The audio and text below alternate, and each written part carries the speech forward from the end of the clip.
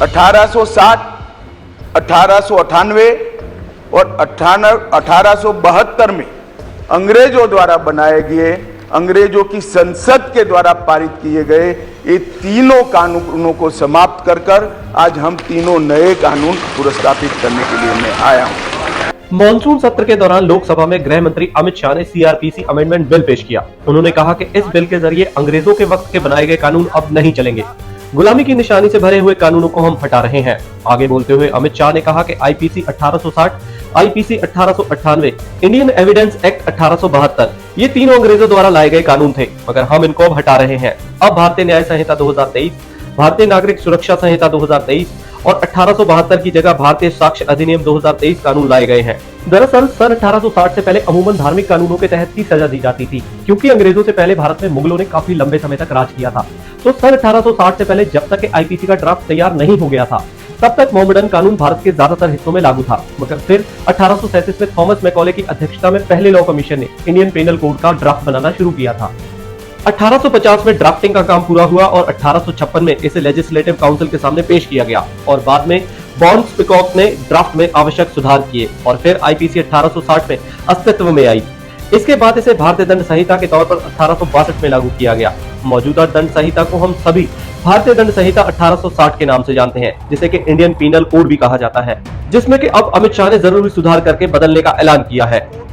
आइए जानते हैं इस वीडियो में कि अंग्रेजों के जमाने से चले आ रहे वो कौन कौन से कानून हैं जो फिलहाल बदल जाने वाले हैं और क्यों इन कानूनों को बदलने की जरूरत आन पड़ी। वीडियो को लास्ट तक जरूर देखिएगा, क्योंकि नए कानूनों की जानकारी होना आपके लिए बेहद जरूरी है। सत श्री अकाल जी, मेरा नाम है परमजीत सिंह और आप देखना स्टार्ट कर चुके हैं मेरा यूट्यूब, फेसबुक और इंस्टाग्राम का चैनल टू द पॉइंट परम। भारत देश में जब भी कोई क्राइम होता है तो एफआईआर लिखवाई जाती है और एफआईआर में आईपीसी यानी कि इंडियन पीनल कोड या भारतीय दंड संहिता की धाराओं के तहत ही मामला दर्ज किया जाता है। आईपीसी की धाराएं तय करती हैं कि जो क्राइम किया गया है वो कितना संगीन है या कितना बड़ा है। ये आईपीसी की धाराएं 100 साल पहले बनाई गई थी। अभी वाले आईपीसी में 23 चैप्टर हैं और जिनमें 511 धाराएं हैं। सबसे अहम बात यह है कि आईपीसी भारत की सेना पर लागू नहीं होती। पहले जम्मू एवं कश्मीर पर भी आईपीसी के स्थान पर रणवीर दंड संहिता यानी कि आरपीसी लागू होती थी। इन्हें बदलने की जरूरत लंबे समय से थी। इस मानसून सत्र में अमित शाह ने सराहनीय कदम उठाते हुए कहा कि नए कानून बनने से 533 धाराएं खत्म होगी, 133 नई धाराएं शामिल की जाएंगी, जबकि 9 धाराओं को बदल दिया गया है। वो कानूनों की आत्मा जो है, वो कानूनों का मध्य बिंदु है कानून बनाने का, वो अंग्रेज शासन को मजबूत करने की दृष्टि से कानून बनाए गए थे। अंग्रेज शासन की रक्षा करने के लिए कानून बनाए गए थे और उसका उद्देश्य दंड देने का था, न्याय देने का नहीं था। ये कानूनों का उद्देश्य किसी को दंड देना नहीं होगा, इन कानूनों का उद्देश्य सबको न्याय देना। सीआरपीसी अमेंडमेंट बिल में सबसे पहला चैप्टर महिलाओं और बच्चों के लिए। इस बिल में सबसे पहले चैप्टर में महिलाओं और बच्चों के साथ होने वाले क्राइम को रखा गया है। वहीं दूसरा चैप्टर मानव वध और मानव शरीर के खिलाफ अपराध को लेकर है। इतना ही नहीं, अब यौन उत्पीड़न की पीड़िता के बयान की वीडियो रिकॉर्डिंग करानी अनिवार्य होगी। 90 दिन में उसकी स्टेटस रिपोर्ट भी भेजनी होगी। साथ ही 7 साल से अधिक सजा के प्रावधान वाले केसों में पीड़िता को सुने बिना उस केस को खत्म नहीं किया जा सकेगा। जीरो एफआईआर होगी और मजबूत। अब जीरो एफआईआर को मजबूत किया जाएगा और कोई भी शख्स कहीं से भी जीरो एफआईआर करा सकता है। अपराध की रिपोर्ट को 15 दिन में संबंधित थाने को भेजना होगा। इस बिल के मुताबिक 90 दिन में आरोप की चार्जशीट फाइल करनी जरूरी होगी। सिविल सर्वेंट के खिलाफ पुलिस को चार्जशीट के लिए अनुमति लेनी जरूरी होगी। पुलिस हिरासत के और कड़े नियम। किसी भी शख्स को अगर पुलिस हिरासत में लेती है तो उस व्यक्ति के परिवार वालों को ऑनलाइन और कागजी रूप दोनों तरीकों से सूचना देनी पुलिस वालों को जरूरी होगी। मॉब लिंचिंग के लिए अब मृत्युदंड की सजा। दाऊद इब्राहिम जैसे भगोड़े अपराधियों की अनुपस्थिति में ट्रायल होगा और सजा भी उनको दी जाएगी।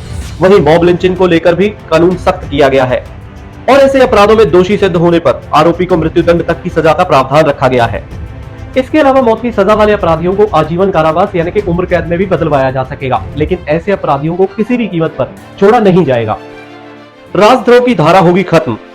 राजद्रोह को कंप्लीट तौर पर खत्म कर दिया जाएगा। पहली बार टेररिज्म की व्याख्या और संपत्ति को जब्त किया जाएगा। इसके लिए कोर्ट ऑर्डर करेगा, ना कि पुलिस। बलात्कारी को अब मौत की सजा। बलात्कार पर 20 साल की कैद का प्रावधान और 18 साल से कम उम्र की बच्ची से बलात्कार पर मृत्युदंड की सजा का प्रावधान रखा गया है। इसके अलावा अब सर्च और जब्ती के दौरान वीडियो रिकॉर्डिंग कंपलसरी कर दी गई है। इन नए कानूनों का लक्ष्य दोष सिद्धि को 90% से ऊपर लेके जाना है। जिन अपराधों में 7 साल या उससे ज्यादा की सजा है, उन सभी अपराधों के क्राइम साइट पर फॉरेंसिक टीम का जाना अब अनिवार्य होगा। थानों में टूटी फूटी गाड़ियों का ढेर खत्म किया जाएगा, उसको वीडियोग्राफी करके डिस्पोज ऑफ भी किया जाएगा। तो ये कुछ जरूरी बातें हैं जो नए कानूनों के तहत अब लागू होने जा रही हैं, जिन्हें कि आपको जानना जरूरी था। आईपीसी में बदलाव एक सराहनीय कदम है। आजादी के बाद से कई सरकारें आई और गई, मगर कोई भी इसे पूरी तरह से बदलाव नहीं कर पाया, या फिर यूं कहें कि इसमें बदलाव करने की जरूरत नहीं समझी किसी सरकार ने। मगर साल 2019 में मोदी जी ने कहा था कि अंग्रेजों द्वारा बनाए गए कानूनों को आज के हिसाब से बनाया जाएगा और इसमें जरूरी बदलाव किए जाएंगे। इसी के तहत अमित शाह ने लोकसभा में सीआरपीसी अमेंडमेंट बिल पेश किया है। इसे संसद में लाने से पहले इसके लिए व्यापक कंसल्टेशन भी किया गया है। सभी high court, universities, supreme court, IAS, IPS, राज्यपाल, मुख्यमंत्री, सांसद, विधायक, लॉ यूनिवर्सिटी आदि को पत्र लिखकर इस बिल के बारे में सलाह ली गई और इसके बाद ही इसे संसद में पेश किया गया। बहरहाल हम उम्मीद करते हैं कि जल्द से जल्द 100 साल पुराने कानून निरस्त होंगे और नए कानून उनकी जगह लेंगे और इस देश से अपराध कम होगा। मैं उम्मीद करता हूं आपको मेरा वीडियो पसंद आया होगा। प्लीज मेरे चैनल को लाइक, शेयर और सब्सक्राइब कर लीजिए। बेल आइकन दबा दीजिए ताकि नए से नए अपडेट आप तक जल्द से जल्द पहुंच सके। हंसते रहिए, मुस्कुराते रहिए, अपना ख्याल रखिए, अपनों का भी ख्याल रखिए और सदा ही सेहतमंद रहिए। नमस्कार।